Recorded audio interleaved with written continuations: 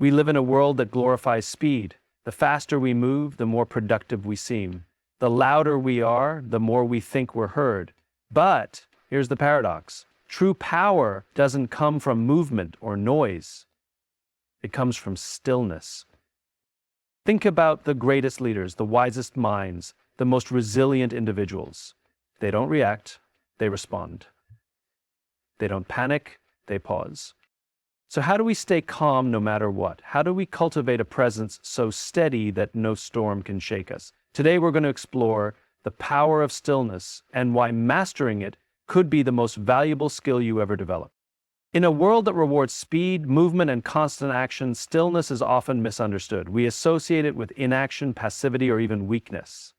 We are taught from a young age that to succeed, we must always be doing something, speaking up, pushing forward, making moves. But the truth is, the ability to be still, to remain composed when the world demands urgency, is one of the greatest demonstrations of strength. Consider the difference between a rushing river and a deep, still lake. A river is noisy, fast, and constantly in motion, yet its energy is scattered, unfocused. The lake, on the other hand, is steady, powerful in its presence, capable of reflecting everything around it with absolute clarity. The lake is not weak because it is still. In fact, its stillness gives it a depth and presence the river will never have. The same is true for people. The strongest individuals aren't the ones who react to every situation with immediate intensity. They're the ones who understand that restraint is power, that the ability to pause, assess, and choose the right response is far more valuable than a quick emotional reaction. Think about the most respected leaders in history. They weren't the ones who panicked under pressure or let emotions dictate their choices. They were the ones who remained steady in the face of uncertainty. The ones who understood that when chaos surrounds you, the greatest advantage you can have is a calm mind. But stillness is not just about leadership, it's about control. The moment we allow external forces to dictate our emotions, we lose control. We become reactive instead of intentional. We allow circumstances to shape us rather than shaping our response to them. When we pause, when we take a moment to breathe before we speak, before we act, we create space. And in that space, we reclaim our power. We become deliberate instead of impulsive, thoughtful instead of reckless, strategic instead of hasty. Stillness is not the absence of action, it is the ability to choose the right action at the right time. It is the mark of someone who refuses to be moved by pressure, who refuses to be controlled by fear, who refuses to let the noise of the world dictate their inner state. It is not weakness, it is strength in its purest form. Life doesn't happen in a straight line. It's unpredictable, full of surprises, some good, some challenging. At any given moment, we are faced with situations we didn't expect, conversations we didn't plan for, and obstacles we never saw coming. And while we may not always have control over what happens to us, we always have control over how we respond. It's easy to believe that external events determine our fate, that a difficult boss, an economic downturn, or an argument with a loved one is what dictates the direction of our lives.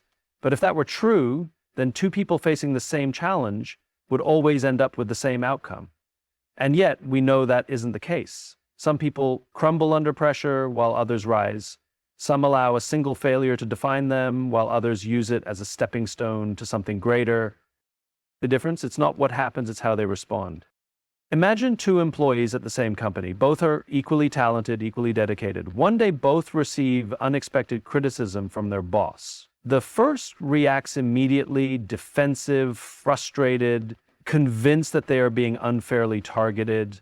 They stew over it for days, losing focus, feeling resentful, and allowing the feedback to shake their confidence. The second, however, pauses. Instead of reacting emotionally, they take a step back. They ask themselves, is there truth in this feedback? What can I learn from it? Instead of being consumed by frustration, they see an opportunity for growth. Over time, their ability to absorb criticism and improve makes them a stronger professional, while the first employee remains stuck in resentment. Same event, different reaction, completely different outcome. We see this everywhere. In relationships, a single argument can either strengthen the bond or create a lasting divide, depending on how we respond. In business, an unexpected setback can either lead to creative problem solving or paralyze a company in fear, depending on how leadership reacts. In life, a personal failure can either fuel a new beginning or mark the end of ambition, depending on the mindset we choose in that moment. There is a split second between what happens to us and what we do next. That tiny gap is where our power lies. In that space, we decide whether we will let the situation control us or whether we will take control of the situation. People often believe that strength comes from never feeling negative emotions, never feeling afraid, never feeling frustrated, never feeling overwhelmed. But that's not true. Strength is not the absence of emotion, it's the ability to direct it, to feel the frustration and choose patience, to feel the fear and move forward anyway, to feel the disappointment and use it as fuel instead of letting it drain us. The world doesn't dictate our emotions, the world presents events. It is we who assign meaning to them. It is we who decide whether something is a failure or a lesson, whether it's the end of the road or the start of something new, whether we shrink in fear or step forward with courage. A reaction is not just a momentary impulse. It's a decision that shapes everything that follows. In every aspect of life, business, relationships, leadership, and personal growth, there comes a moment when we are tested. A moment when pressure mounts, when uncertainty clouds our vision, when external forces push us to act out of fear, insecurity, or doubt. In these moments, many people crumble. They rush to react, to conform, to abandon their principles in the name of comfort or short-term relief. But the people who make a lasting impact, the ones who earn trust and respect, are those who refuse to be moved by pressure. They are the ones who can hold their ground. There is a reason why the strongest leaders in history were not necessarily the ones who spoke the loudest or moved the fastest, but the ones who remained unwavering in their convictions, even when everything around them suggested otherwise. They understood something fundamental. When the world is in chaos, people don't follow the noise, they follow the presence of calm certainty. Imagine a ship caught in a violent storm. The crew is panicking, the waves are crashing, and visibility is low. In that moment, the entire ship looks to one person, the captain. If the captain wavers, if they allow the chaos to dictate their decisions, the ship is doomed. But if the captain remains steady, calm, and unwavering in their course, they become the anchor that holds everything together. This is why the world rewards those who can hold their ground. When people see someone who refuses to be shaken, they instinctively trust them. They follow them. They look to them for guidance because in a world where everything feels uncertain, stability is one of the most valuable traits a person can possess. But holding your ground is not just about leadership, it's about self-respect. Every day we are faced with situations where we must choose between standing firm in our values or bending to external pressure. Sometimes it's in a business negotiation where the easy answer is to accept a deal that doesn't align with our long-term vision. Other times it's in relationships where the temptation to avoid conflict leads us to compromise on things that truly matter to us. And sometimes it's simply in our own internal battles where fear and self-doubt try to pull us away from the path we know we are meant to walk. Those who can hold their ground are not reckless, nor are they stubborn for the sake of being stubborn. They are deliberate, they are intentional, they listen, they assess, but they do not let external forces dictate their course. They understand that being firm in the face of opposition is not about resisting change, it's about resisting unnecessary change. It's about knowing the difference between adaptability and compromise, between growth and abandonment of self, between adjusting to new circumstances and losing sight of who you are. The world will always test your resolve. It will challenge your patience. It will push you to second-guess yourself. But the people who rise above are not necessarily the ones who have all the answers right away.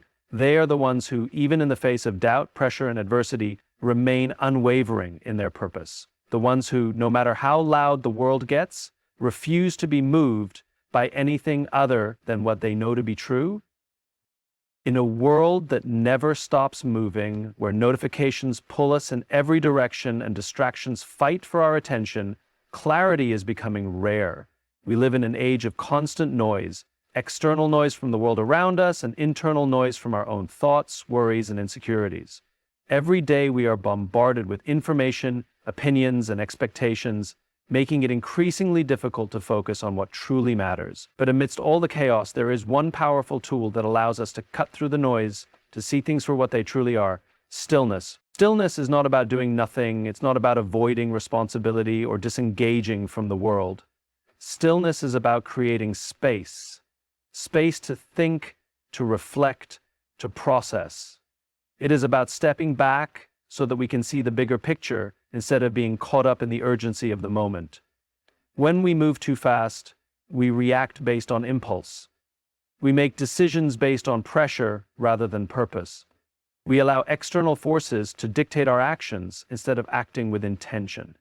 But when we pause, when we allow ourselves even a moment of stillness, we give ourselves the ability to see with clarity. Consider the surface of a lake. When the water is disturbed, when it is constantly rippling and moving, it becomes impossible to see what lies beneath. The surface is chaotic, fragmented, reflecting only distorted images. But when the water is still, it becomes clear. You can see all the way to the bottom. The same is true for the mind. A mind that is always rushing, always reacting, always moving from one thing to the next never has the opportunity to see deeply. It remains scattered, unfocused, overwhelmed by the constant demands of the world. But a mind that is still is a mind that can see. Clarity is not something that happens automatically. It is something that must be cultivated. And the only way to cultivate it is through intentional stillness. Some of the most successful and insightful individuals in history, great thinkers, philosophers, leaders, understood this. They knew that the best decisions are not made in moments of frenzy, but in moments of pause. They knew that wisdom does not come from reacting faster, but from thinking deeper. When we are constantly in motion, we become consumed by the immediate. We get caught up in the pressure of the moment, in the urgency of what is happening right now. But not everything that feels urgent is important. Not everything that demands our attention is worthy of it. Without stillness, we risk spending our lives reacting to the wrong things, chasing the wrong goals, making decisions that feel right in the moment but ultimately lead us astray. Stillness creates the space to ask the right questions. It allows us to step outside of the noise and reflect on what we truly want, what truly matters, what is actually worth our energy, and what is simply distraction. It gives us the ability to recognize when we are being led by fear instead of purpose, when we are making decisions based on short-term pressure instead of long-term vision. It is in stillness that we are able to separate what is real from what is just noise. Every great decision, every moment of deep insight, every true breakthrough comes not from rushing forward blindly, but from pausing long enough to see the path clearly. Stillness is not just a luxury, it is a necessity for anyone who wants to think deeply, act wisely, and move forward with true purpose. There is a common misconception that some people are simply naturally calm, that they possess an innate ability to remain steady in the face of chaos, while the rest of us struggle to keep our emotions in check. We assume that leaders who stay composed under pressure, athletes who perform at their peak in high-stakes moments, and individuals who navigate life's challenges with grace were simply born that way. But this belief is not only false, it is dangerous. It suggests that stillness is something you either have or you don't, rather than what it truly is: a discipline, a skill, a practice that must be cultivated over time. Stillness is not a personality trait. It is not reserved for the naturally patient, the introverted, or the wise. It is a learned behavior, one that requires effort, repetition, and intention. Just as physical strength is not something we are born with, but something we develop through consistent training, mental stillness is built through practice. It is something we must work on daily, something that must be strengthened, refined, and reinforced through our habits and choices. Think about any great athlete, musician, or leader. None of them became great simply because they were born with talent. They became great because they put in the hours, the training, the repetition. They didn't wait until they were in the middle of a high-stress moment to hope they could stay calm. They trained for it. They prepared for it. The same is true for stillness. You don't develop it in the moment of crisis. You develop it in the quiet moments long before the crisis ever arrives. Consider a firefighter running into a burning building. In that moment, every instinct in their body should be telling them to panic. The heat, the danger, the urgency of the situation, it's overwhelming. And yet, the best firefighters remain composed. They don't rush in blindly. They assess, they act with intention, they stay calm under immense pressure. But they didn't wake up one day with that ability. They trained for it, they practiced it over and over again in controlled environments in small moments, so that when the real test came, they were ready. Stillness works the same way. We cannot expect ourselves to remain calm in a crisis if we never practice stillness in the small, everyday moments of life. If the only time we attempt to be still is when the world around us is spinning out of control, we are already at a disadvantage. Just as an athlete strengthens their muscles through daily training, we must strengthen our ability to be still through daily practice. This practice does not have to be grand or complex. It can be as simple as pausing before responding to an email that triggers an emotional reaction, taking a deep breath before speaking in a heated conversation, sitting in silence for a few minutes each morning to train the mind to slow down before the day begins. The small, intentional moments of stillness that we integrate into our daily lives accumulate over time, shaping how we respond when the stakes are high. The challenge, of course, is that everything in our environment pushes us in the opposite direction.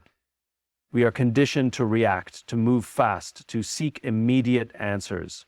We reach for our phones at the first sign of discomfort, we distract ourselves from difficult emotions, we fill every spare moment with noise and activity. The idea of stillness feels unnatural at first because we are not used to it. But that discomfort is exactly why it must be practiced. Like any skill, the more we train ourselves to be still, the easier it becomes. Over time, we start to notice the effects. We begin to feel a greater sense of control over our emotions. We find that we are less easily rattled by external events. We gain clarity in our decision-making, confidence in our presence, and a deep sense of steadiness that allows us to navigate life with intention rather than impulse. But this is not something that happens overnight. It is not something that comes from reading a book or understanding the concept of stillness intellectually. It comes only through repetition, through showing up day after day in small moments and big moments alike, and choosing stillness even when it feels unnatural, through practicing patience when frustration rises, discipline when distractions call, and composure when stress mounts, through committing to the work even when it feels like nothing is changing, because true mastery of stillness is not about what happens in one moment, but about what happens over a lifetime of practice. The world will always be noisy, demanding, and unpredictable. It will push us to react, to rush, to abandon our sense of control.